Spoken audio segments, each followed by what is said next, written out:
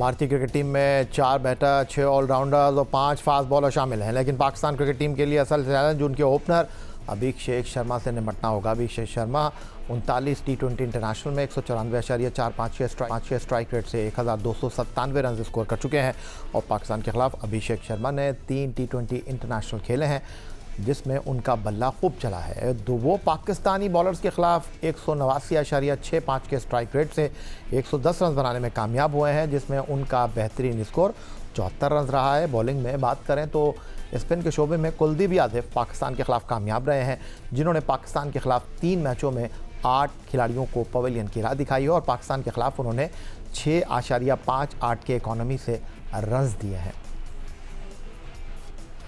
Break से पहले बहुत सारे सवालात माजिद भट्टी साहब ने रख दिए हैं, लेकिन इससे पहले कि मैं अहमद से कुछ सवाल करूं, अहमद, सोहेल इमरान की मौजूदगी का फ़ायदा उठा लेते हैं और मैं चाहूँगा कि आप अगर सोहेल इमरान से कुछ जानना चाहते हैं, कुछ पूछना चाहते हैं मौसम के हवाले से, या फिर ये जो माजिद भट्टी साहब ने सवाल किए हैं उसमें आप अपना इनपुट क्या रखते हैं?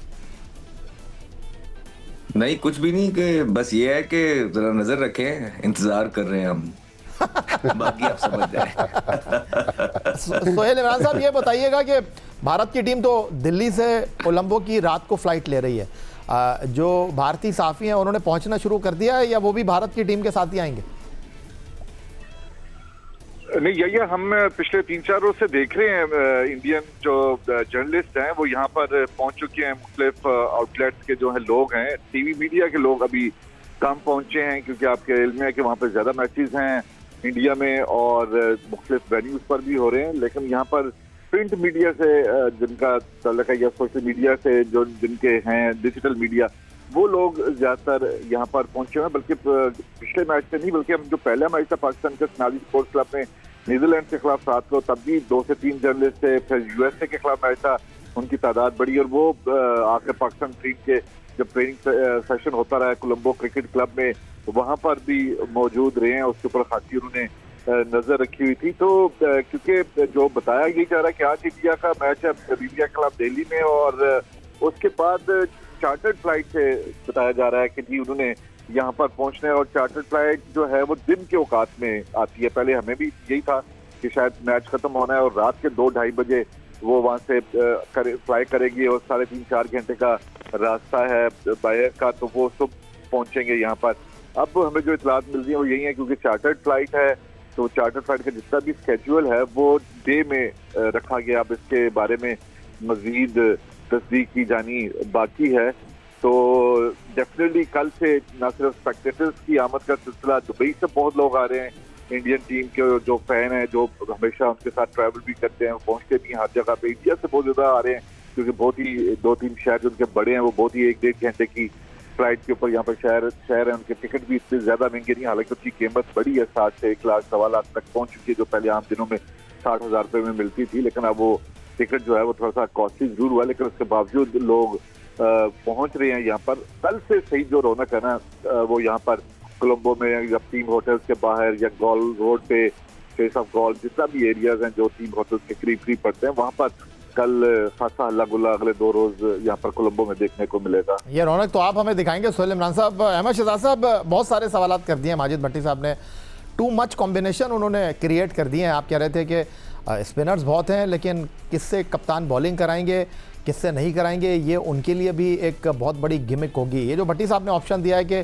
साहबजादा फरहान से विकेट कीपिंग कराएं और उस्मान को ड्रॉप करके फ़खर को इंक्लूड करें, बैटिंग लाइनअप को इस्तेहकाम दें, लेकिन मेरा सवाल ये है कि अगर आप फ़खर को रख भी लेते हैं तो वो कौन से नंबर पर बैटिंग करेंगे, क्योंकि नंबर 4 पर तो बाबर आ रहे हैं। एक ऑप्शन भट्टी साहब ने ये दिया है कि आप उस्मान को ड्रॉप करें, ख्वाजा नाफे को इन करें। आप इत्तेफाक करते हैं इन बातों से? नहीं यार, भट्टी साहब हमारे एक बहुत बड़े सीनियर हैं, आप मुझसे ये क्रॉस क्वेश्चनिंग ना किया करें। नहीं, उन्होंने जो ऑप्शन दिए हैं मैं ये जानना चाह रहा हूँ कि आपके ख्याल में इसके बारे में उन्होंने अपने तजर्बे के हिसाब से बिल्कुल जो बात की है वो 100% अपने तजर्बे के हिसाब से की होगी। उनको ज्यादा बेहतर पता होगा, उनका ओपिनियन है, हो सकता है कि वो जो कह रहे हैं अगर वो क्लिक कर जाए। तो बेसिकली अगर आप देखेंगे तो इतने बड़े मैच के अंदर चेंजिंग बनती नहीं है कि आप नाफे को पहले ही मैच में या साहिबजादा फरहान को कीपिंग करा दें, क्योंकि एज अ विकेट कीपर वो कंफर्टेबल है नहीं जितनी हमारी उससे बात होती है। तो वो बड़ा प्रेशर में, अगर ये आपने चीज़ें करनी थी ना भट्टी साहब, तो फिर ये पिछले 3-4 महीने से ये चीज़ें आप ट्राई कर सकते थे ना। ये जो टाइम होता है ये किस लिए होता है? ये इसलिए तो होता है कि आप अपना कॉम्बिनेशन सेट कर लें। लेकिन क्या पाकिस्तान ने ऐसा किया? अभी बहुत सारी चीज़ें हैं जिस पे बात हो सकती है, लेकिन बड़े मैच से पहले हम चाहते नहीं है कि कोई चीज़ डिस्टर्ब करे। आपका फ़खर ज़मान बाहर बैठा है तो वो परफॉर्मेंस की वजह से बाहर बैठा है। बाबर आज़म अंदर है या नीचे उसका नंबर है, एडजस्ट किया जा रहा है, तो वो परफॉर्मेंस की वजह से ही ये सारे हाल हैं। अभी आपको मसला ये पड़ेगा कि आपको 2 फास्ट बॉलर तो चाहिए, क्योंकि आपने डेप्थ में बॉलिंग नहीं करनी है। अगर आप इंडिया के खिलाफ में 2 फास्ट बॉलर से नहीं जाएंगे तो डेप्थ में स्पिनर बॉलिंग कर रहे होंगे पांड्या को। ऐसा नहीं कर सकते आप। दुबे को आप स्पिनर जिस पे वो दूर दूर छिक्के मारेगा। तो ये कॉम्बिनेशन देखना है मेरे ख्याल से कि पाकिस्तान को 2 फास्ट बॉलर के साथ जाना है और उसके बाद एक ऑलराउंडर कम करके प्रॉपर बैट्समैन के नाफे को ऑलराउंडर की जगह डालना है। शादाब की और उसकी नवाज में से दोनों में से एक खेलेगा। और क्योंकि 2 रिस्ट स्पिनर आपके पास हैं, 3 रिस्ट स्पिनर हैं आपके पास, तारिक, इब्रार और साइम की शक्ल में, तो आप फिंगर स्पिनर के साथ जाएं कि आपको जो लेफ्ट आर्म भी आ जाए, लेफ्ट हैंडर बैट्समैन भी आ जाए, राइट हैंडर भी, तो नवाज बॉलिंग कर सके। शादाब ने बुरी बॉलिंग या बुरी बैटिंग नहीं की है, but it's just the matter of combination in that big game कि पाकिस्तान को डेप्थ में बॉलिंग करने के लिए 2 फास्ट बॉलर्स की जरूरत पड़ेगी और पाकिस्तान को एक जेन्युइन बैट्समैन नाफे की सूरत में या फ़खर ज़मान की फॉर्म ठीक नहीं, नाफे की सूरत में जो है एक ज़रूरत पड़ सकती है मोमेंटम को बीच में अप करने के लिए। तो पाकिस्तान को एक जेन्युइन बैट्समैन बनाना चाहिए, शादाब को रेस्ट दे देना चाहिए और 2 फास्ट बॉलर के साथ अंदर जाना चाहिए। लेकिन अहमद, पिछले 2 मैच अगर हम देखें तो फ़हीम अशरफ से तो कप्तान ने 1 ओवर भी नहीं करवाया। तो इसलिए तो कह रहा हूँ कि इनफ ओवर पड़े हैं कि अगर आप शादाब को नहीं भी खिलाते हैं तो आपके पास फ़हीम की ऑप्शन भी पड़ी है जो ओवर ही कोई नहीं कर रहा है, तो आप उसको भी बीच में ओवर करवा सकते हैं। और फ़हीम अशरफ पे क्योंकि ओवर इसलिए नहीं कराया कि कप्तान कॉन्फिडेंट नहीं है। वो तो अब कहेगा कि हाँ हमने वो जो मैच जितवा दिया नीदरलैंड के खिलाफ फ़हीम ने, हमने उसी के लिए डाला है। लेकिन बेसिकली तो आधा एक बैकअप डालते हैं ये हमेशा, कि जो बैकअप हो कि किसी की बॉलिंग गंदी हो जाए तो वो बॉलिंग भी कर ले, किसी की बैटिंग गंदी हो जाए तो वो बैटिंग भी कर ले। तो फ़हीम इसलिए टीम के अंदर है, इसलिए मैं बोल रहा हूँ कि आपके पास इनफ ओवर्स हैं, आपको इतने बॉलर्स नहीं चाहिए, आपको एक जेन्युइन बैटर नाफे की सूरत में इन द मिडल चाहिए। तो माजिद भट्टी साहब, ये जो आपने फ़हीम अशरफ की बात की है, बिल्कुल इसमें कोई शक व शुबे की गुंजाइश नहीं कि नीदरलैंड वाला मैच अगर फ़हीम अशरफ के करियर में से आप निकाल दें, बहुत आसान था कि आप एक फास्ट बॉलर इन करते, फ़हीम अशरफ को ड्रॉप करते। लेकिन मेरा आपसे सवाल यह है कि मैं भी मौजूद था, आप भी मौजूद थे, जो 28 सितंबर 2025 को स्पेल कर दिया फ़हीम अशरफ ने। इवन उन्होंने जिस तरह बॉलिंग की, उसके बाद उनसे बॉलिंग ना कराना, क्या आपको वजह लगती है? देखिए, जो अहमद बात कर रहे हैं वही वजह है कि कप्तान को कॉन्फिडेंस नहीं है। आप देखें ना, Faheem Ashraf basically bowling allrounder हैं, हम उनको बैटिंग ऑलराउंडर बनाने जा रहे हैं। बैटिंग ऑलराउंडर भी 8वें नंबर पर खिला रहे हैं आप। यही तो मसला है ना कि ठीक है, उसने अपनी लाइफ टाइम इनिंग्स नीदरलैंड्स के खिलाफ खेल ली।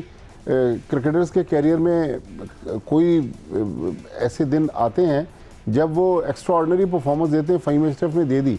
लेकिन मेरा अभी भी मानना है, चूँकि फ़हीम अशरफ बाज़ दफ़ा 140 प्लस बॉल कराते हैं, उनकी गेंद में वेरिएशन भी है, स्विंग भी गेंद करवा लेते हैं, तो फ़हीम अशरफ बेहतर ऑप्शन थे। अब देखें ना, साइम अयूब हमने अभी एशिया कप में देखा 4-4 ओवर पूरे करवा रहे थे। यहाँ नीदरलैंड्स के मैच में 17वें ओवर में कप्तान लाए, उन्होंने 2 विकेटें ली, उसके बाद उसको दूसरा ओवर नहीं मिला। यहाँ दूसरा जो यूएस का मैच था उसमें भी कप्तान ने 1 ओवर साइम अयूब को दिया। तो मेरा ख्याल जो बहुत ज़्यादा ऑप्शंस हैं, उससे भी सलमान अली आगा कुछ कन्फ्यूजन का शिकार नज़र आ रहे हैं। मैं सिर्फ इतना कहना चाहूँगा, बाबर कुछ करें ना करें, पाकिस्तान भारत को हरा दे, इससे बड़ी पाकिस्तान के लिए और कोई बात नहीं होगी। हम जीतने वाली टीम बने संडे को against India ICC T20 world cup.